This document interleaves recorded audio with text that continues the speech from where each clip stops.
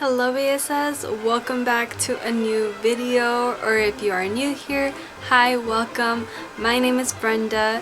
If you would like to join my little community of bellezas, please go ahead and consider subscribing down below. Also turn on your post notifications so you do not miss when I post another video like this one. Now with that being said, let's go ahead and get right into today's video. Alright you guys, as you can see, today I have some more legends from Mexico for you guys, which I know a lot of you probably miss watching. And as always, my reason for not doing that many of these videos is that it is hard to find very many legends, and a lot of them get very repetitive, so I don't want to bore you guys with the same things. But if there are any legends that you guys want me to talk about, obviously please leave them in the comments below, and that way I can look into them. But yeah, let's go ahead and get into today's first legend, which isn't very much of a legend in itself, but I just thought it would be fun to talk about it with you guys and introduce it to you if you have never heard of it before.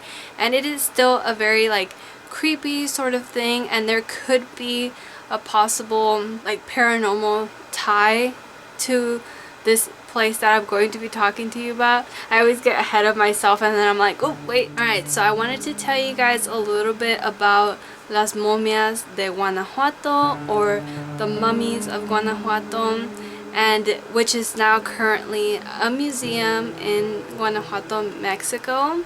So I just wanted to tell you guys kind of the story of how it came to be and where these mummies came from and all of that kind of stuff, basically the history behind it. And then obviously it's gonna have paranormal ties to it, as I said. So it started with a cholera outbreak in 1833.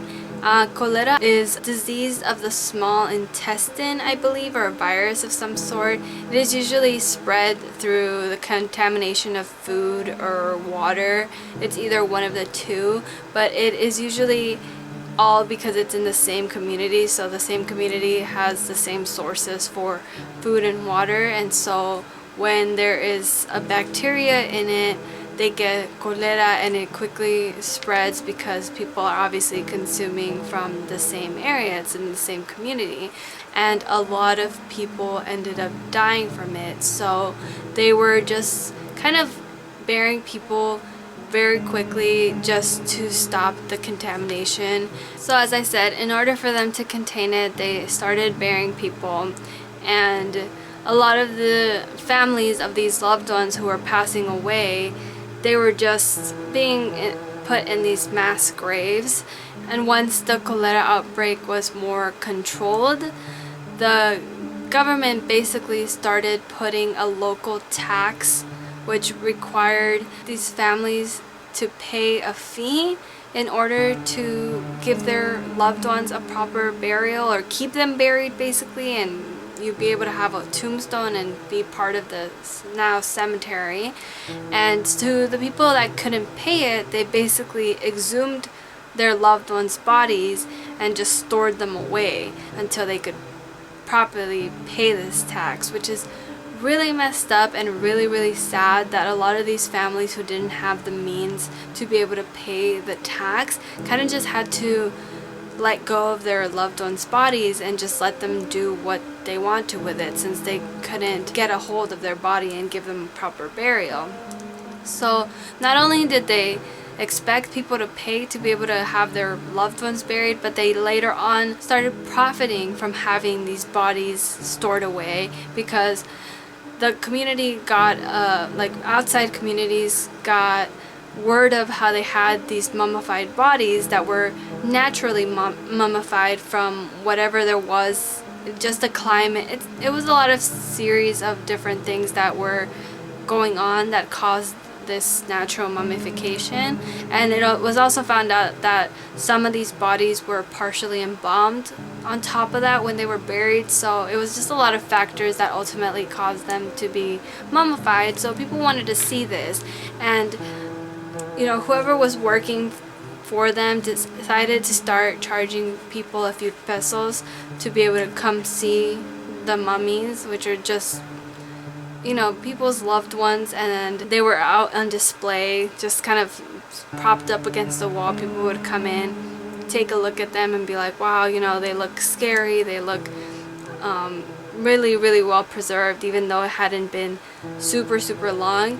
These mummies were exhumed between 1870 and 1958 is when they dug these bodies back up, and they put that local tax, which that local tax was later abolished in 1958. So it took them a really long time to abolish this tax, which, you know, it was dumb for it to even be put on in the first place, when the outbreak was just like a crisis in this community. And what were you supposed to do? Like, you weren't expecting to have to bury your loved one so suddenly, and on top of that have to pay for everything up front. Otherwise they were gonna dig them up and just throw them in a storage room. It was messed up. So the place that they had originally started storing the mummies officially established itself as El Museo de las Momias in 1969, and they actually started, you know, putting them in cases and propping them up with wires and making like a whole museum out of it, where people could come, pay a fee, and see them. Because by now, you know, the families of these loved ones were probably no longer alive, and their next of kin probably didn't even know that they were related to any of the people in this museum. So there was nobody to do anything about it anymore, and they kind of just let it become part of the tourist attraction in Guanajuato. Oh, my foot has been falling asleep this whole time. The other thing I wanted to mention was that as I am putting pictures of these mummies, you will see that a lot of the expressions on the mummies' faces are pretty terrifying. A lot of them look like they were in agony and pain, like they died a very tragic death.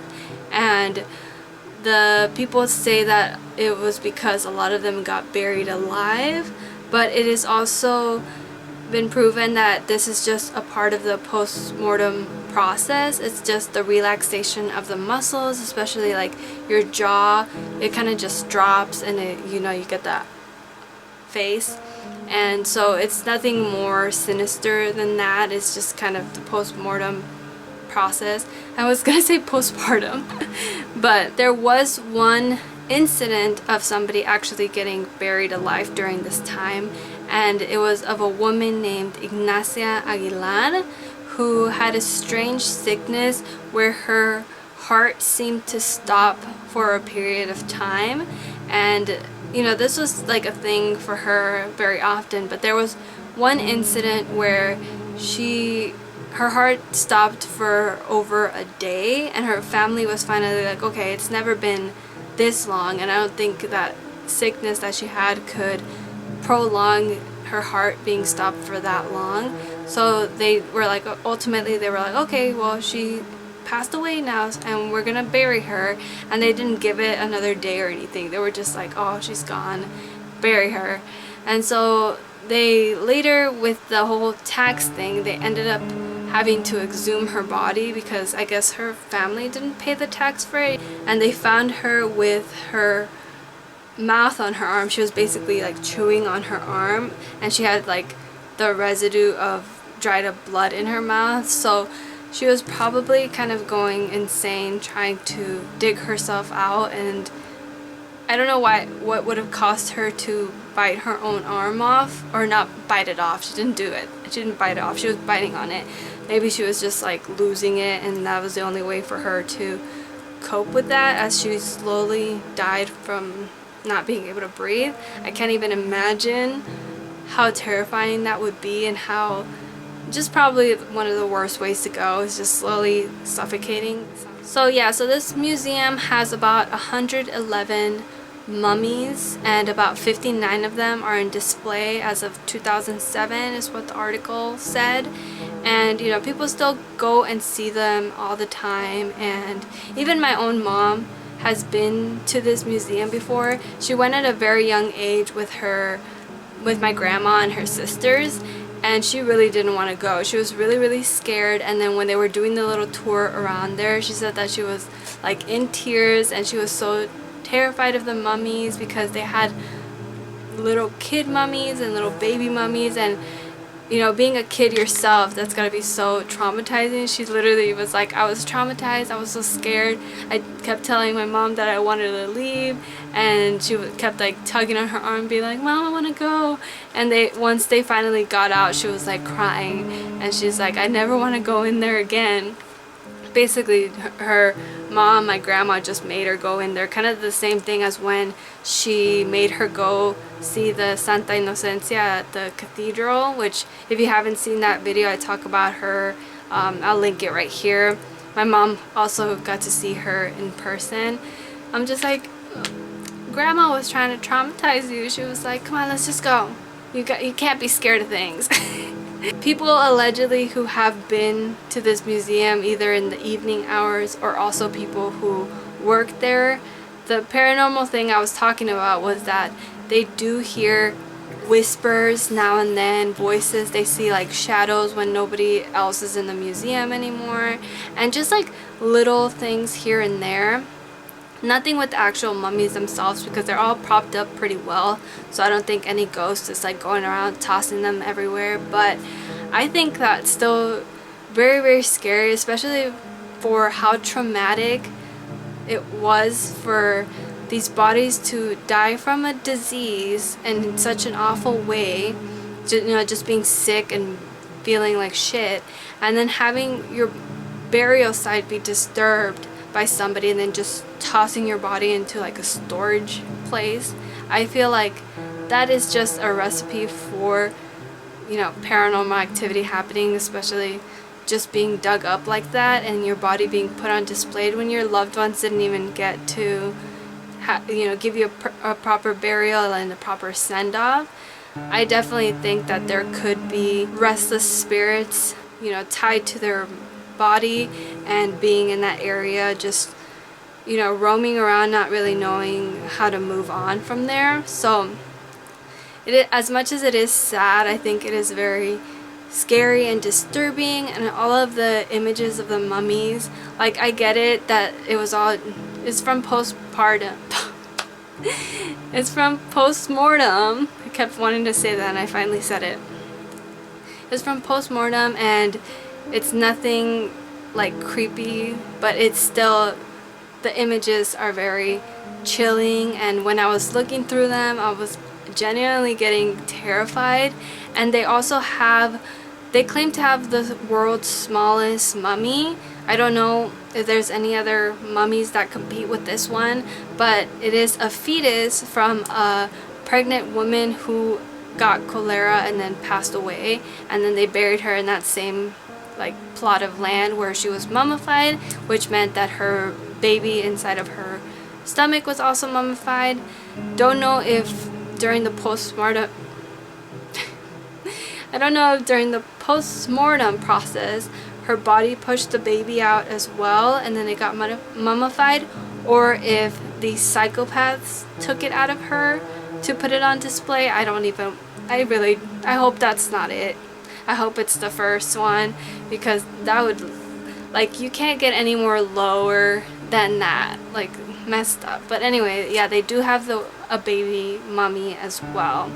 And yeah, that is basically what I wanted to tell you guys about, because I thought it was very interesting, and it is in Mexico, and it could possibly be a haunted area. But yeah, that is going to be it for that. I guess you could call it a legend, whatever it was. History lesson from Mexico. And now let's go ahead and move on to our second legend. Okay, this is La Leyenda de la Hacienda de Sierra Hermosa. That's a mouthful.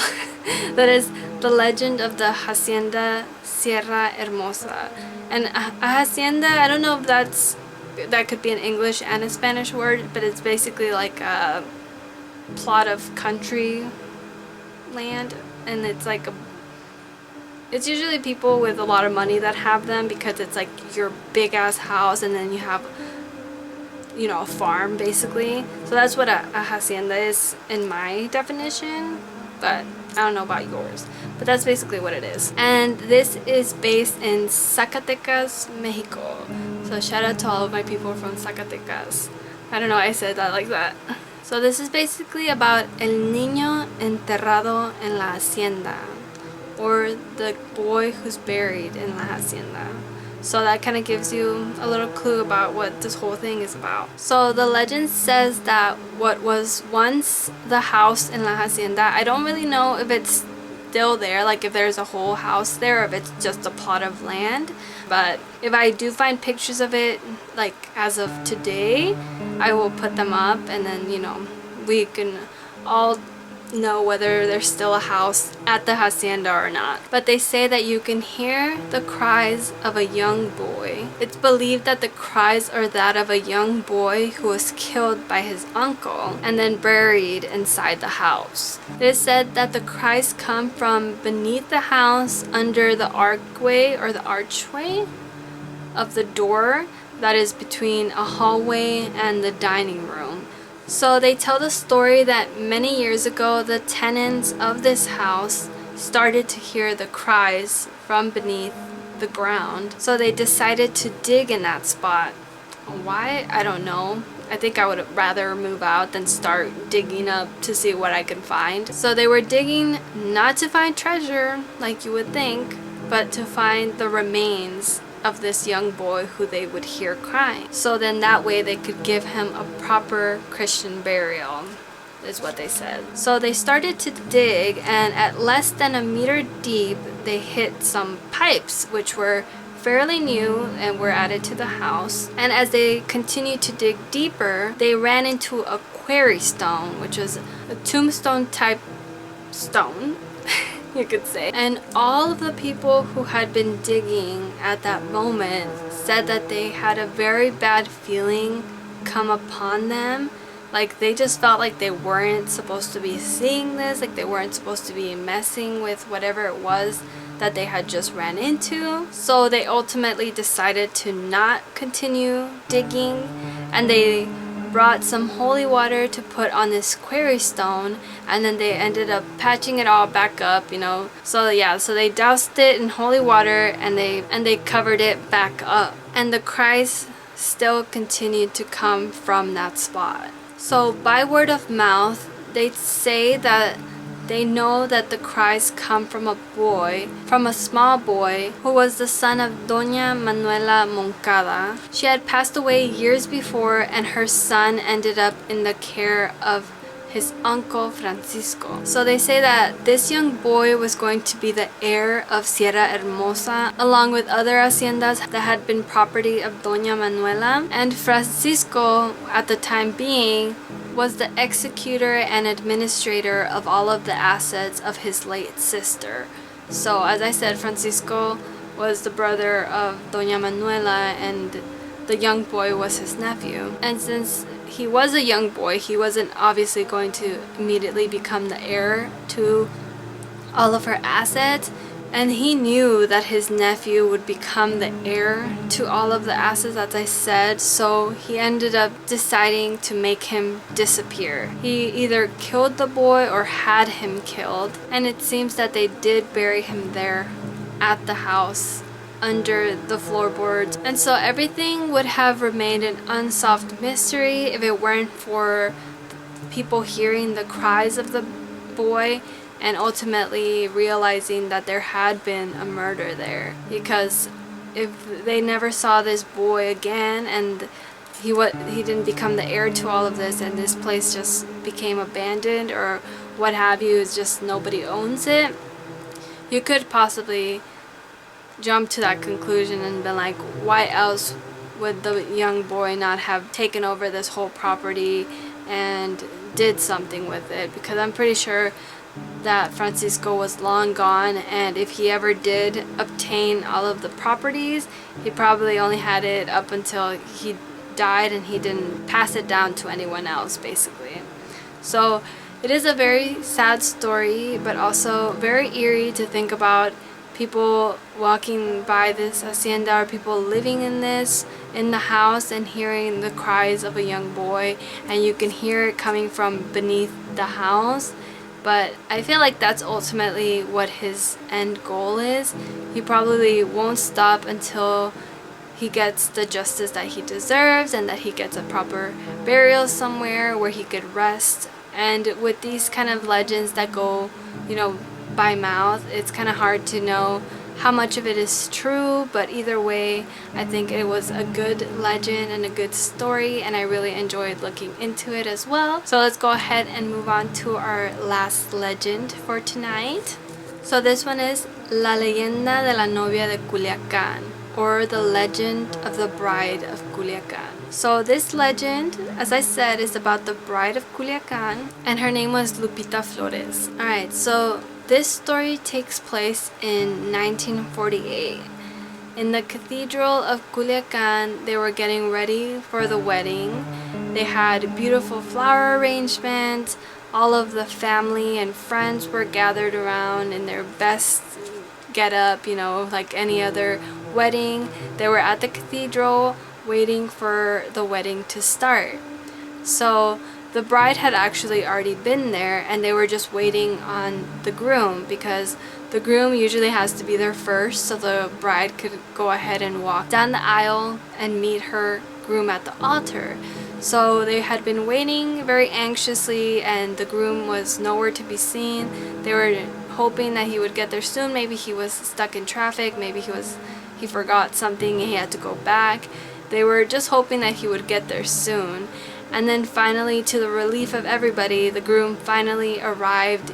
He was late, but he was there, and everybody filled the cathedral with claps and, just a bunch of hoo-ha, and everybody was screaming and really excited that the groom had finally gotten there so they could finally start the wedding, because, when you're at the cathedral, you're just waiting to get to the reception so you could party. So as all these people were in the middle of clapping, there were shots fired that were confused with these claps. They were kind of just drowned out with the claps until they realized that the groom had been shot.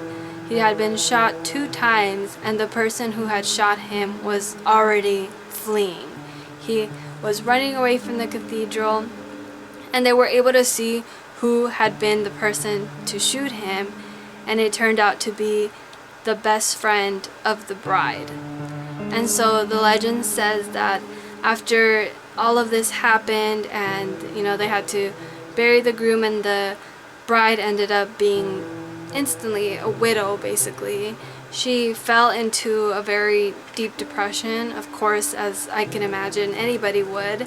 And those who tell this legend say that she went a long time just staring at nothing. She was just kind of zoned out, and she checked out, basically. She was probably disassociating herself from her reality, because she was about to get married to the love of her life, and she ended up having to bury him instead. So the legend says that after weeks and weeks passed, a lot of her family and friends were checking up on her, trying to get her to go out and do stuff, trying to get her to snap out of this zombie state that she was in, and they were really worried about her.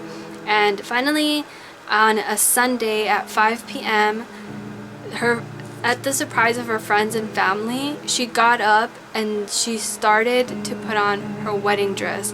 Very calmly and slowly, she put on everything that she needed for, as if she was about to start her wedding. And she walked out the door and started walking to the cathedral. So, I'm guessing her friends and family went after her, trying to figure out, what are you doing? What's going on? And they thought this was some kind of coping mechanism for her, maybe she just needed to do this so she could finally snap out of her zombie state or her depressed state. And so she walked this long route down to the cathedral, and I don't really know how far away her home was from it, but she had to cross quite a few places, and people talk about how they would see her on the daily, passing from this location to this location, and then finally getting to the cathedral and getting up to the front. And so they say that she was basically she had the hopes that if she kept doing this, she thought that if she prayed enough and she talked to God enough, she thought that God would not let her live in this sadness, and that he would find a way to bring back that happiness and bring back the love of her life somehow. So she thought if she did this every single day, that she was not going to lose hope, and that she still maintained the same feelings, and she still wanted to be able to marry the love of her life. She didn't want to be robbed of her happiness in this way. She just thought it was really unfair. So for 25 years it was said that she walked to and from the cathedral every Sunday at 5 p.m. exactly. So as I said, she did this for 25 years, and she passed away in the 1980s, I believe it was. And so obviously she was no longer doing this. So where the legend starts is that now people, even after her death, they still see her in her wedding dress walking along this entire road to the cathedral. Sometimes she will even stop when people pull up to her, offering her a ride, and she will always direct them to the cathedral, and that's where they will drop her off, and then they'll see her just basically disappear into the cathedral.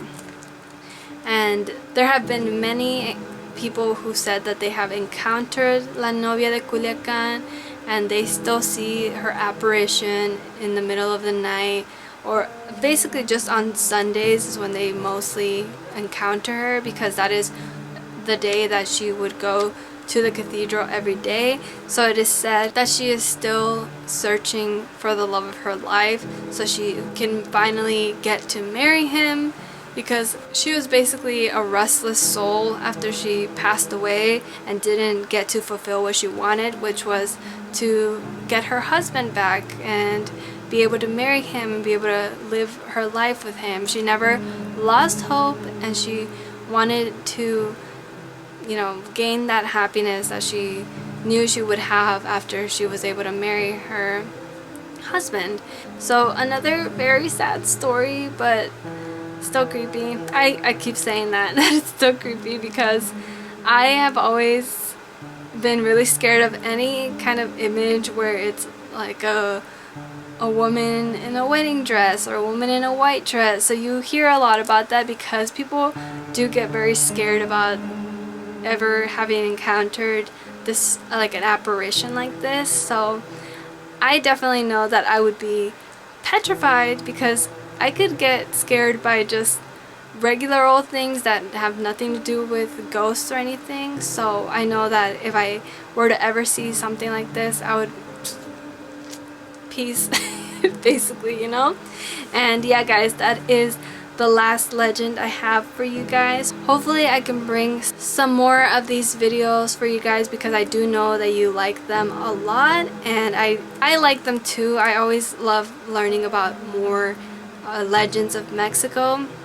And there was one more that my mom finally told me about, and I'm gonna try to make a video with her again, like on the sneaky, because as I said before, if you guys don't know, but my mom doesn't like being on camera. She's very self-conscious, she's very like shy in front of the camera, but in real life she is loud, she is so outgoing, she's so free. It's just once the camera goes on, she's like deer under headlights basically. I'm kind of the same, but I'm trying to get more used to it. I'm trying to get more comfortable, but this is because I'm trying to make something out of this. My mom is not. She's like, I don't want to be on camera. No ma'am. So I will try to get that video done somehow, some way for you guys. So now I just wanted to chat with you guys a little bit before I end the video. If you did make it this far already, you're a real one and I love you.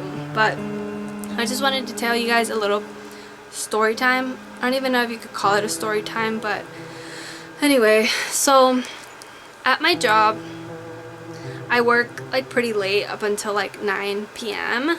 and it's like a clinic sort of setting, so we don't get too many patients at that hour anymore, so it's pretty lonely. I've gotten used to it now. I just watch videos to kind of fill in that emptiness, and I have gotten less scared over time because I'm just kind of used to being by myself in my own space, just doing my own thing, and I work with only one other person. It's just me and him.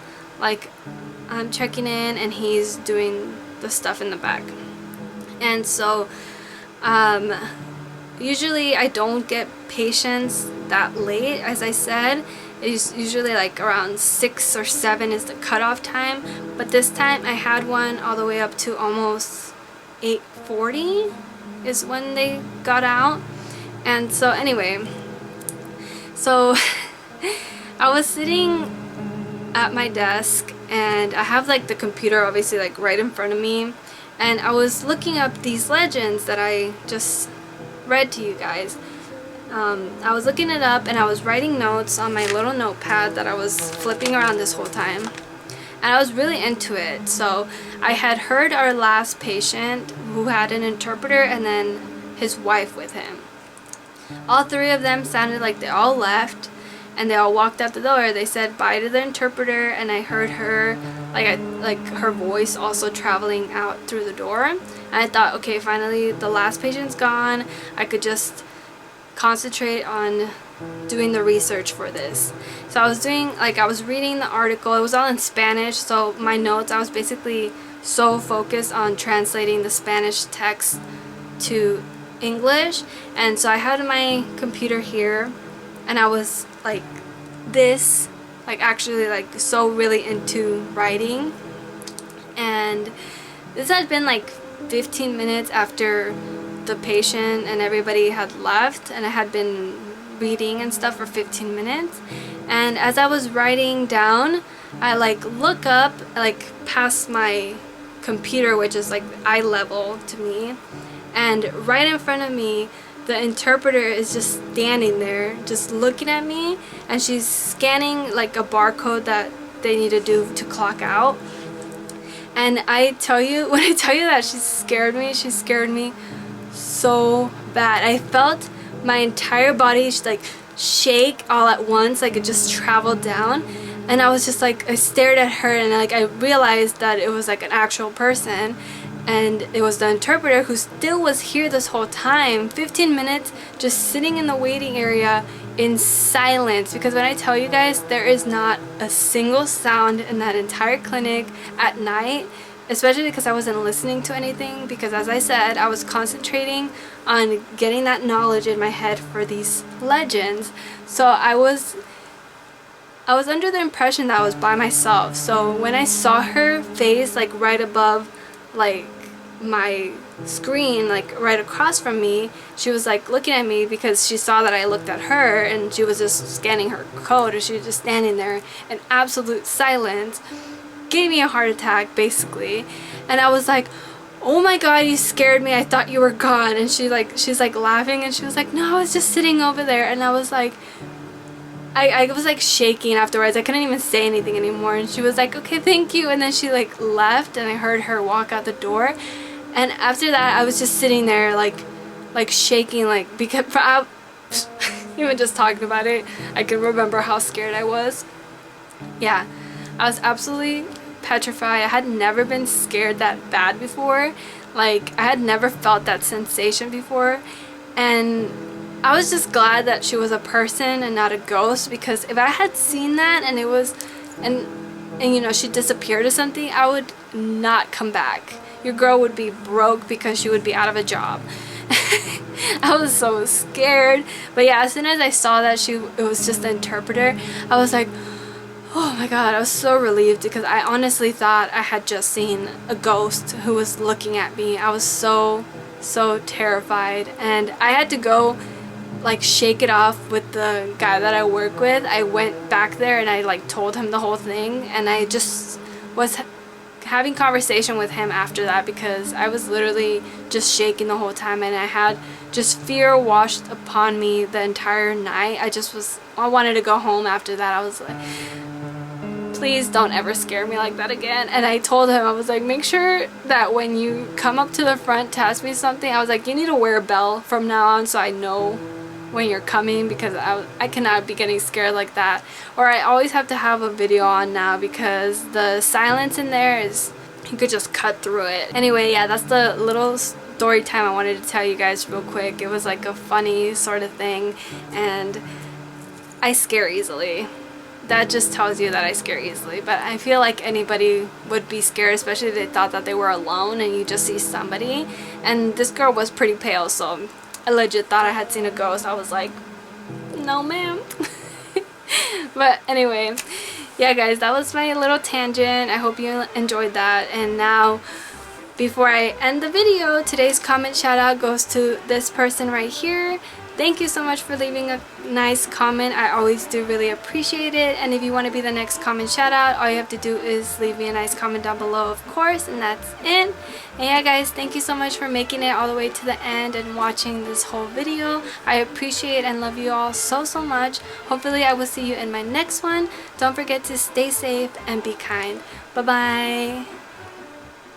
Now you know that my